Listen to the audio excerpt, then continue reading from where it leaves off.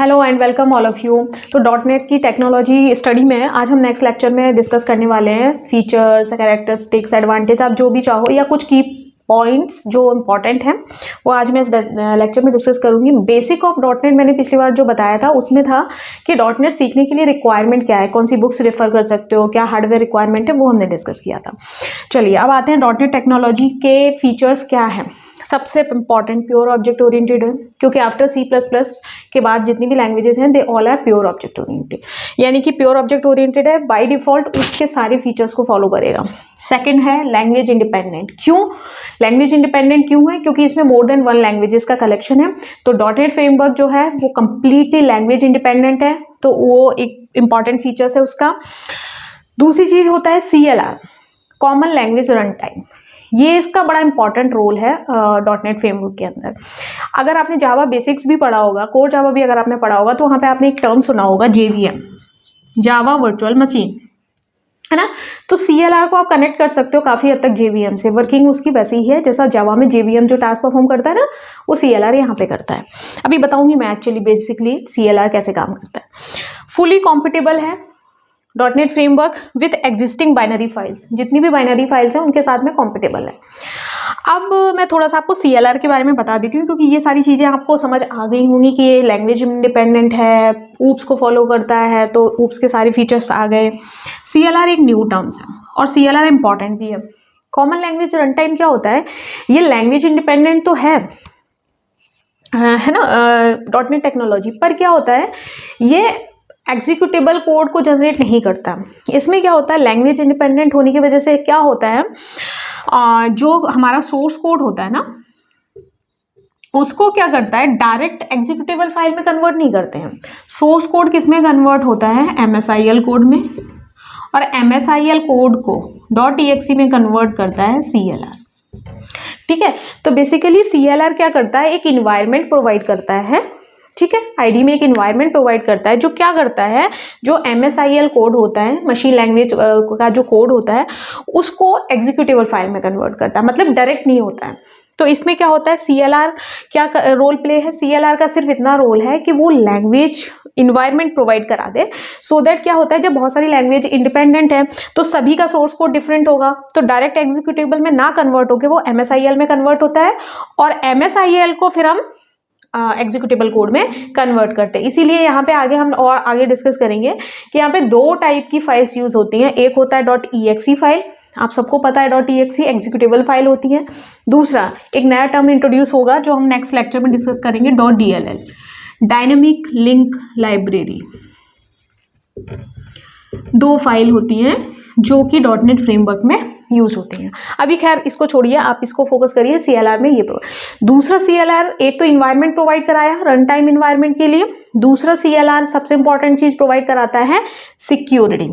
ठीक है, CLR क्या क्या प्रोवाइड करा रहा है? एक तो प्रोवाइड करा रहा है इन्वायरमेंट, रन टाइम इन्वायरमेंट, दूसरा प्रोवाइड कराता है सिक्योरिटी, और तीसरा प्रोवाइड कराता है गार्बेज कलेक्शन।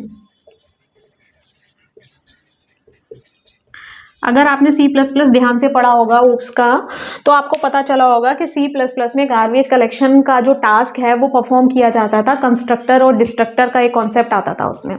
कंस्ट्रक्टर और डिस्ट्रक्टर जिसमें भी आपने दो टाइप के पढ़े होंगे, इम्प्लीसिट और एक्सप्लिसिट। अगर आप कॉल नहीं कराते हैं कंस्ट्रक्टर को, तो ऑटोमेटिकली कॉल होता था, वो अपना मेमोरी को फ्री कराता था। अनयूज्ड मेमोरी को फ्री कराने के बाद वो ऑटोमेटिकली हो जाता था। बट आप एक्सप्लिसिटली भी कंस्ट्रक्टर को कॉल करा के जो वेरिएबल स्कोप से बाहर चले गए हैं वो स्पेस हम फ्री करा देते थे, जिसको बोलते थे कंस्ट्रक्टर और डिस्ट्रक्टर, जिसका नाम आपको याद होगा सेम होता था क्लास नेम के हिसाब से, है ना। तो वही काम है गार्बेज कलेक्शन का CLR करता है। इसमें क्या होता है, CLR इम्प्लिसिटली कॉल होता है, एक्सप्लिसिटली कॉल होता है, और वो क्या करता है, जो भी वेरिएबल अपने स्कोप से बाहर चले गए हैं, जिनका इन फ्यूचर अब यूज नहीं होगा, तो वो स्पेस जो उन्होंने ऑक्यूपाइड करा था उसको फ्री कराना, ये टास्क होता है CLR का। तो CLR ये तीन बड़े इंपॉर्टेंट रोल प्ले करता है डॉट नेट फ्रेमवर्क के अंदर, कि environment, running environment, security and garbage collection. अब बात आती है इसमें दो तरीके के एड्रेस भी यूज होंगे, एक वर्ड आएगा आगे जिनके बारे में हम डिस्कस करेंगे कि इसमें क्या होता है। एक होता है लॉजिकल एड्रेस, या आप आगे अभी डिस्कस करेंगे हम डिटेल में। एक होता है यहाँ पे लॉजिकल एड्रेस का कॉन्सेप्ट अभी इंट्रोड्यूस करूंगी मैं आपके आगे, और एक होता है फिजिकल एड्रेस।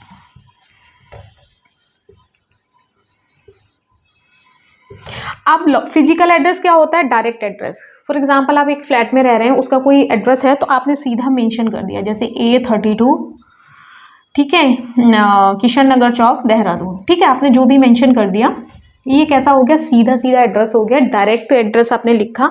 लॉजिकल एड्रेस जिसमें क्या हो गया? सब कुछ आ गया, flat number, line number, pin code, everything. Physical address ये होता है हमारा, सॉरी ये होगा हमारा फिजिकल एड्रेस। लॉजिकल एड्रेस थोड़ा सा अलग होता है। लॉजिकल एड्रेस में हम किस तरीके से रिप्रेजेंट करते हैं? आपने कोई उसको एक्सप्रेस किया, जैसे कि आपका जो हाउस है उसका कोई नियर कोई लैंडमार्क है, आपने रिप्रेजेंट किया in front of the temple, in front of cricket stadium. इस तरीके से अगर आपने कुछ उसको दिया रेफरेंस, तो हम उसको बोलते हैं लॉजिकल एड्रेस। जैसे आपने लिखा कि आपका जो हाउस है इन फ्रंट ऑफ टेम्पल, वहाँ पे कोई टेम्पल है, वहाँ पे है, तो आपने इस तरीके से दिया। तो दो तरीके एड्रेस काम करेंगे इसमें, एक फिजिकल और एक लॉजिकल। कैसे आइडेंटिफाई करेंगे कब कौन सा एड्रेस यूज़ होगा, ये हम धीरे धीरे जब हम करेंगे तो हम यूज़ करेंगे। अभी मेरा कॉन्सेप्ट मोटिव आपको ये चीज़ें समझाना था। फीचर्स क्या होते हैं वो मैंने आपको बताए सारे, और उन फीचर्स में एक टर्म आया था CLR, जो बहुत इंपॉर्टेंट रोल प्ले करता है, वो मैंने आपको समझाया।